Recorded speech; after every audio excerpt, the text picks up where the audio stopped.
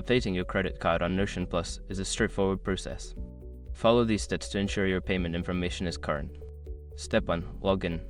Access your Notion account by visiting the Notion website and logging in with your credentials. Step 2. Go to Settings.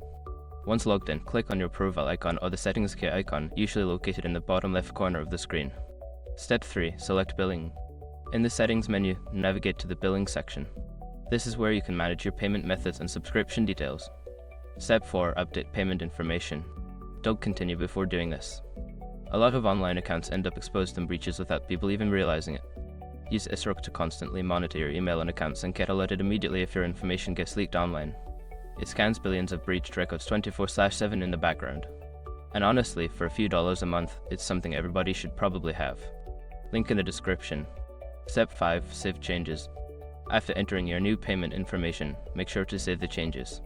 You should receive a confirmation that your credit card has been updated successfully. By following these steps, you can easily keep your payment information up to date on Notion Plus.